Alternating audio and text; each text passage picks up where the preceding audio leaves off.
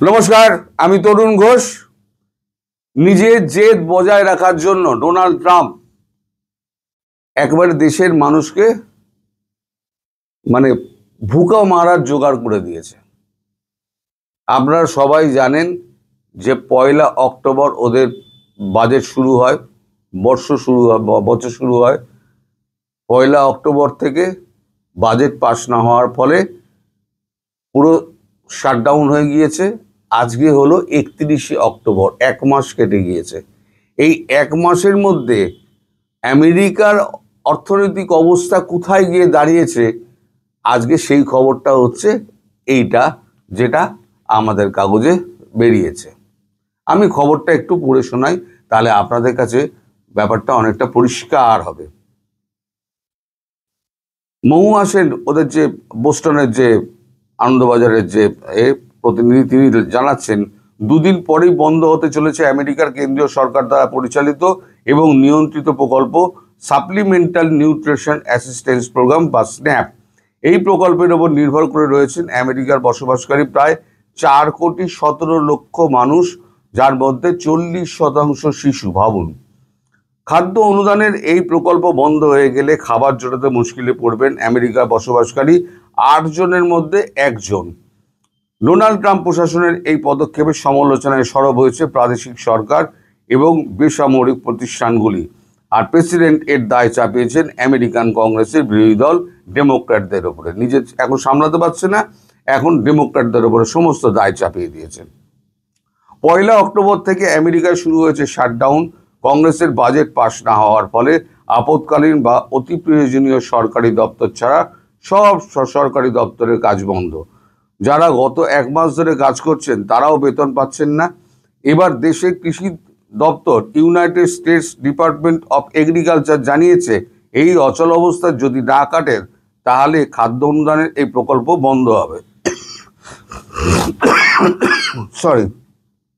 আর্থিক অবস্থা, শারীরিক প্রতিবন্ধকতা, বয়স, এই সমস্ত কারণের জন্য পর্যাপ্ত পুষ্টিকর খাবারের অভাব যাতে না হয়, সেই জন্য 1964 সালে এই প্রকল্প চালু করা হয়েছিল।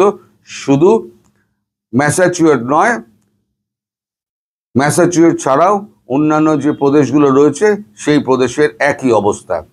কেন ডেমোক্রেটিক পার্টি ট্রাম্প প্রশাসনের প্রস্তাবিত এবারের বাজেটে সায় দেয়নি? তাদের দাবি, অ্যাফোর্ডেবল কেয়ার অ্যাক্ট সরকারি ভর্তুকির সাহায্যে লক্ষ লক্ষ আমেরিকানের স্বাস্থ্য বিমার ব্যবস্থা করেছে। ওই ভর্তুকি চালু রাখা হোক বা না হোক, এই স্বাস্থ্য বিমার খরচ প্রায় 3 গুণ বেড়ে যাবে। সাধারণ মানুষ খরচ বহন করতে পারবে না। এছাড়া মেডিকেড বা বয়স্ক প্রতিবন্ধী মানুষের স্বাস্থ্য প্রকল্প, সেটাও বন্ধ করে দিতে চায় ট্রাম্প প্রশাসন। একই দশা হতে চলেছে বেশ কিছু অন্যান্য সরকারি স্বাস্থ্য প্রকল্পের। এগুলি চালু রাখার অ্যাফোর্ডেবল কেয়ার অ্যাক্ট ভর্তুকি প্রোগ্রাম বজায় রাখার জন্য ডেমোক্রেটিক পার্টি আগামী বছরের বাজেটে বিল পাস হতে দিচ্ছে না। তার জন্যই এই অচল অবস্থা, যেটা আমি বললাম।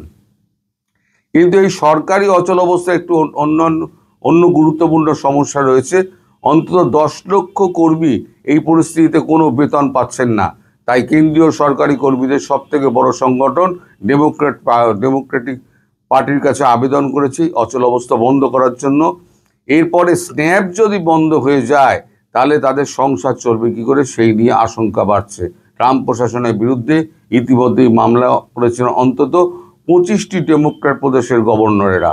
লুইজিয়ানা ইতিমধ্যেই জানিয়েছে স্ন্যাপ চালু রাখতে প্রাদেশিক সরকারের তরফে অনুদান দেওয়া হবে। বড় বড় মাপের কিছু বেসরকারি সংস্থা স্ন্যাপ চালু রাখতে ত্রাণ তহবিল সব জোগাড় করছে। তার মানে বুঝতেই পারছেন, এখন বেসরকারি সংস্থা, আপনাদের দেশেও যেমন হয়, কোথাও আগুন টাগুন লাগলে যেমন আপনারা সব চাঁদা তুলে সাহায্য করতে আসেন, বন্যা হলে সাহায্য করতে আসেন, সেরকমভাবে এখন বেসরকারি সংস্থা যেগুলো রয়েছে তারাও এখন আমেরিকার ত্রাণ তহবিল তৈরি করছে, যেখান থেকে এই স্ন্যাপ প্রকল্পে পয়সা দেওয়া যায়।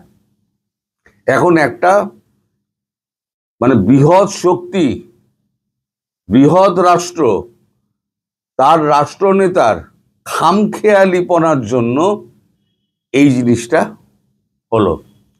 এই যে স্বাস্থ্য বিমার প্রকল্পটা না, এই প্রকল্পটা কিন্তু এনেছিলেন প্রথম হচ্ছে গিয়ে, ওই খাবারটা আগেই ছিল কিন্তু স্বাস্থ্য বিমার প্রকল্পটা এনেছিলেন এটা হচ্ছে ওবামা।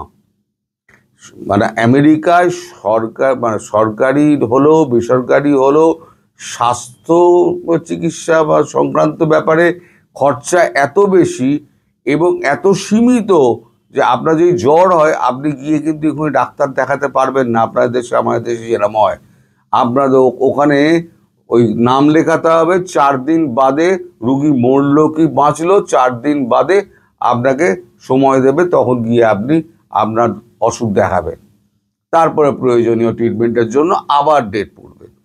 তো সেখানেও যে একটা বিরাট খরচা রয়েছে, সেই খরচাটা লাঘব করার জন্য মানে 75% অর্থ অনুদান হিসেবে সরকার দিত এবং 25% যে রুগী বা যা যে ইন্স্যুরেন্স করেছে সে দিত।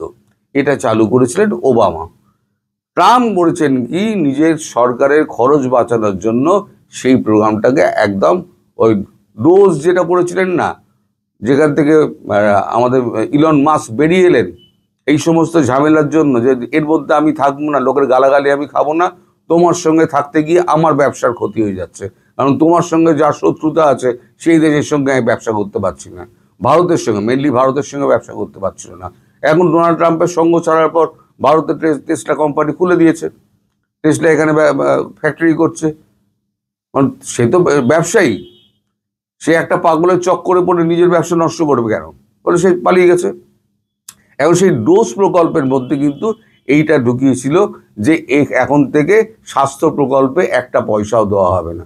ফলে যেটা হয়েছে যে স্বাস্থ্য প্রকল্পের খরচটা 100%ই গিয়ে ঘাড়ে পড়েছে এই সমস্ত মানে যারা মানুষ রয়েছে আমেরিকাবাসী তাদের ওপরে।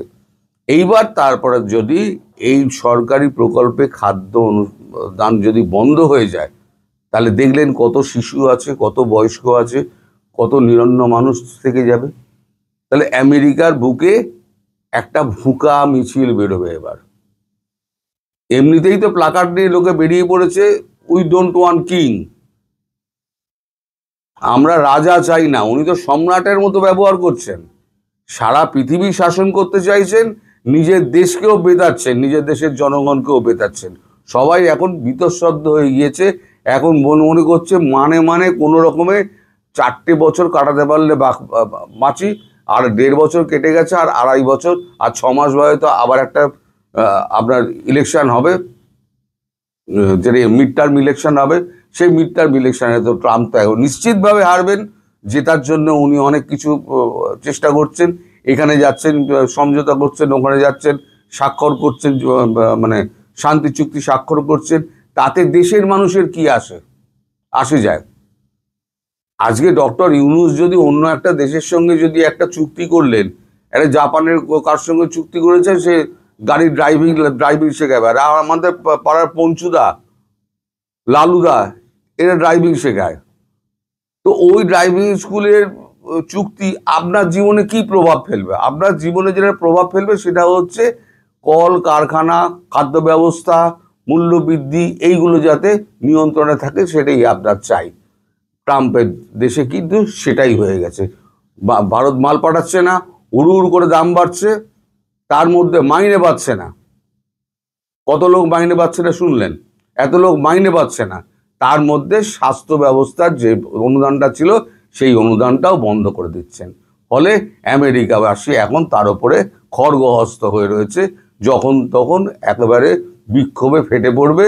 ওই দেখবেন হোয়াইট হাউসের চারদিকে একেবারে কোটি কোটি মানুষ গিয়ে, আমেরিকাবাসী গিয়ে একদম গো ব্যাক করে একবারে নিপাত যাও করে ট্রাম্পের বিরুদ্ধে চিৎকার করবে, যা আমেরিকার ইতিহাসে এই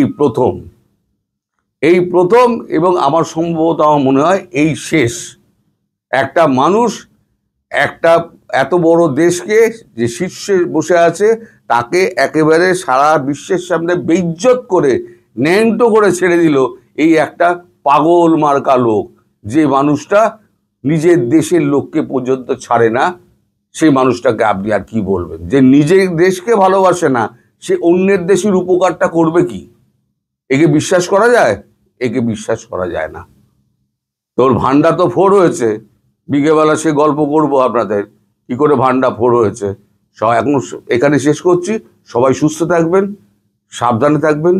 নমস্কার।